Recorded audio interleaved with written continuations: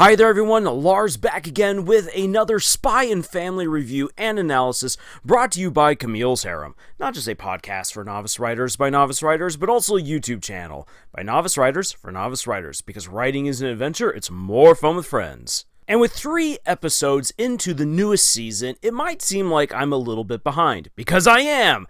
Yet at the same time, it actually seems rather advantageous that I am doing this video after 3 episodes have aired, because all of these episodes have been rather, nebulous in terms of the overall plot, which is to help Lloyd, Agent Twilight, stop the oncoming war between the West and the East.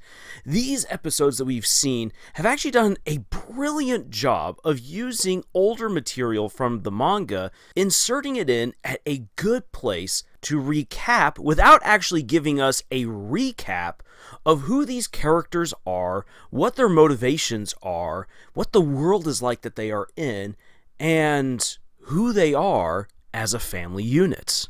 I will say this, it's a little bit interesting opening up this newest season with a date between Lloyd and Yuri when that relationship of theirs is actually going to be put to the test way later on in this season. And the reason why I say that's kind of interesting is because there's actually some dating moments between the two of them that are of way more import and value in other places in the manga. The date that we get is kind of just a little spin-off humorous moment within the overall story. However, in the anime, it's used as a rather momentous moment to give us not only the recap of he's a secret agent trying to hide his identity from everyone. She's an assassin trying to hide her identity from everyone. And they are in this fake relationship and their communication skills aren't that great. We get all of that. Yet at the same time, this really again solidifies the interesting dynamic between Lloyd and Yuri, which is going to be put to the test during Yuri's big arc later this season. Again, pay attention to the fact that there is definitely some miscommunication going on right here. And if anything, that's kind of what's holding back their relationship from becoming what all of the fan art shows them to be. I mean, I love the fantastic fan art for Lloyd and Yuri. Absolutely the king and queen of the anime world. Really, the way that we imagine them is the way that we would hope all healthy relationships would be like. However, again, we see that there's some miscommunication which needs to be overcome in order for them to not just become a stronger couple, but for the Forger family to be, well, far more united, far stronger, far healthier. I did a video on why their dynamic is actually so wholesome and why it works so well, but that doesn't mean that there isn't room for improvement, that there isn't growth that still needs to be made. And that's what I really like about the opening episode, is that it's actually communicating so much about these characters to us and kind of signaling before we even get there where their story is supposed to go. And then all of the little side adventures with Bond seeing how he might die if he eats Yuri's food, going out, finding Lloyd, helping Lloyd with his mission to steal special serums, and you know what? Lloyd just needs to bring this dog along on way more adventures. I think he could get so much done. He could probably break into Desmond's office with Bond at his side, but he just doesn't know about this big dog's precognitive abilities. It's also really, really great to see more of Damien and his friends. Yes, they are bullies to Anya. Yes, they are little pests and monsters. And yet, when you have them by themselves, you see that there is real friendship between these 3. These are just young kids. They do stupid things. They still have a lot of room to grow. And given the chance to actually have healthier relationships with other people, to learn from their mistakes, to mature, it's very possible that Damien Desmond could become a really swell guy in the future, and that his friends will be so too. And you get a glimpse of that, and that's actually something that works out very, very well to help you identify with villainous characters within a series. One of the big misconceptions that so many Hollywood writers especially have, but this goes for many other writers, and especially novice authors as well, is that, well, if I give my villain a tragic backstory, that will make them relatable. That's not the way that it goes, though. Tragic backstories don't make anyone relatable. It is how they act normally, and even in sometimes in good ways with other people, that show us there's more to this villain than meets the eye. There is the potential for them to be someone else, potentially even someone good.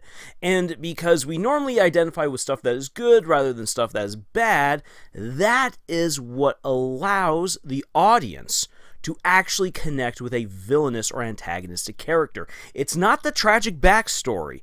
It is the good, human, and relatable things that they do. And then for the third episode, while I know that Yuri is a lot to handle, he is not the kind of character that a lot of people are lining up for. In fact, if you've been following along in the manga, and you've been following everyone's in-the-moment reactions to the manga, oh boy, people have just been waiting for this guy to get slapped around because he takes Siscon to a whole new unnatural level.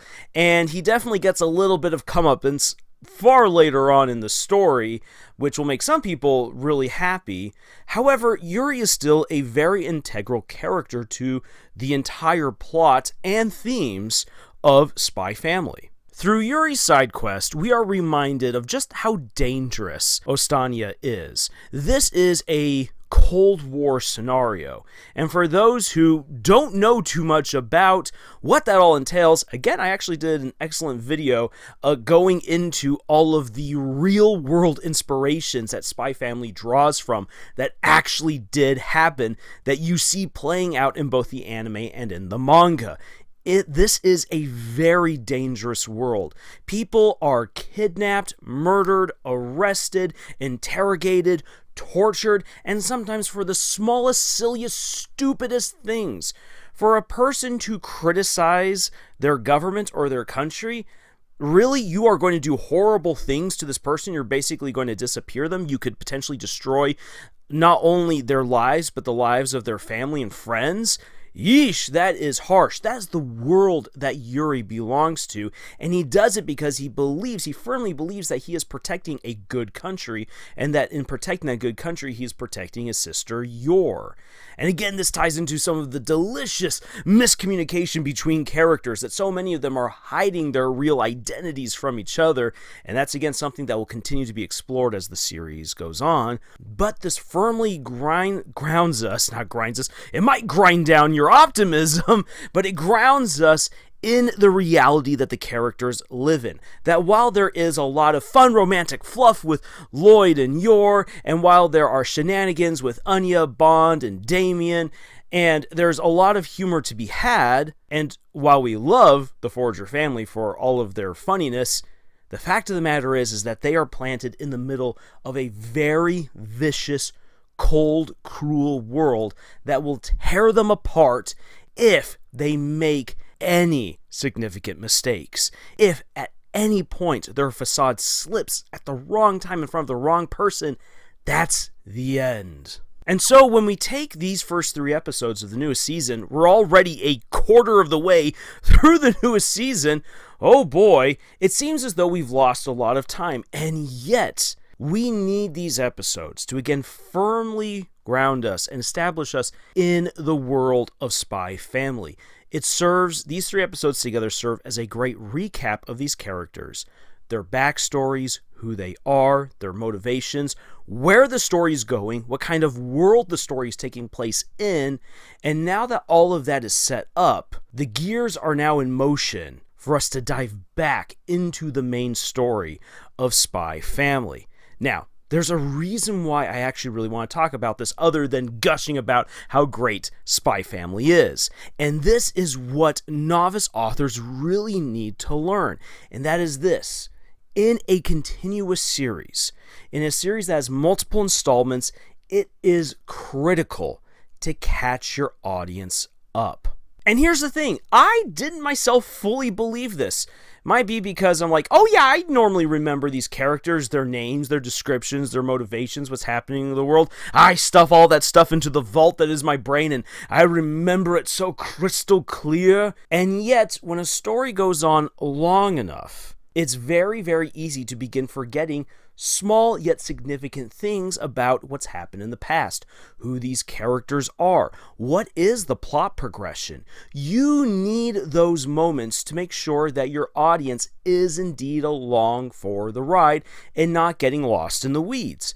They're also essential to you as the author, because if you take your time at the beginning of a new season or of a new book within a series to again establish who the characters are, where the big things have happened, where's the plot going, this allows you to firmly ground yourself as well in what you've got to do. Where are you going? It is so easy to lose the plot. It's so easy to lose focus of what you're actually writing unless you're taking the time to recap, especially for yourself.